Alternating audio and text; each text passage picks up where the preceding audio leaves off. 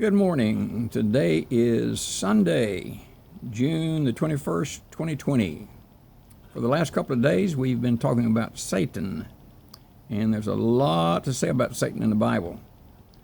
So we're going to cover just a little bit more about him today. Now, we've seen the last 2 days that Satan was a special cherub in heaven. He was beautiful. He was wise. He was bright.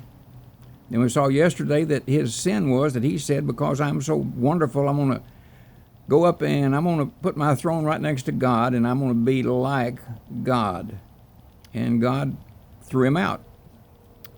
And when he left, he took angels with him. So he has angels that we assume are demons today. And I just wonder how many demons, how many angels did he take with him? Well, Revelation says angels, the number was 10,000 times 10,000 and thousands of thousands. If he took even a third of those, then that's a lot of them. Now then, today we want to continue on and study a little bit more about him and what he's doing here on earth. In 2 Corinthians chapter 4 and verse 4, it says this: in whom the God of this world, get that now, the God of this world hath blinded the minds of them which believe not. So he is the God of this world. How did he get to be the God of this world? Well, because people chose him to be the God of this world. They accepted him as being the God of this world. You remember in Matthew chapter 4, during Jesus' temptation, that Satan took up on a high mountain, and he showed him all the kingdoms of the world in just a short time and all the glory of them. And he said, if you'll fall down and worship me, I'll give you all this. Jesus never questioned that he had the authority or the right to give him that. So Satan, not God, is the God of this world.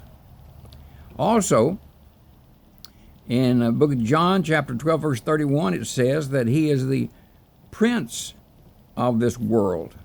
Otherwise, people have accepted him as being prince of the world. In Ephesians 2:2, it says that he's the prince of the power of the air. We don't see Satan. Satan doesn't have a body that we can look on and see him. He works behind the scenes. He don't want people to know what he's doing. He is stealthy. Ephesians chapter 6, verse 12 says, for we wrestle not against flesh and blood, but against principalities, against powers, against the rulers of the darkness of this world, against spiritual wickedness in high places. As we look around, we can see that happening. It's like a conspiracy even. And it is a conspiracy, and Satan is behind all of it. God is being more and more rejected, and when God is being more and more rejected, then Satan is being more and more accepted. Now then,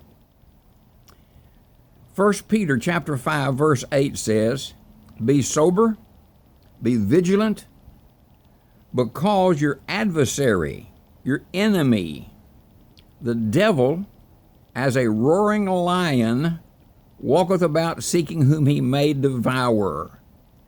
So he's walking all over just looking for someone he can destroy. He will destroy Christians. Now, he doesn't want to hurt you. He wants to hurt God. Now then, in 1 Thessalonians chapter 3, verse 5, he is called the tempter and tempts people. Now, it has been said, we're tempted to do something we want to do. We are tested to do something we don't want to do. So he tempts us to do something so that it will hurt God. And then not only that, but in Revelation chapter 12, verse 10, he is the accuser. And it says he accuses them before God day and night. So first of all, he tempts us to disobey God. And then when we do disobey God, He goes to God and accuses us and say, look at them. I thought that was your child. Look at that. And he does it day and night before God. He's a tempter. He's in the world, and his demons are doing his business to destroy Christians, destroy their lives so that they won't have any testimony left. All right, now that we know what he's doing, we need to watch. We need to be vigilant and watch for Satan, lest he get an advantage of us and destroy us, so that we will disobey God and we won't do what God wants us to do. Well, that's all we have time for today. Hope you have a great Sunday. We will see you tomorrow.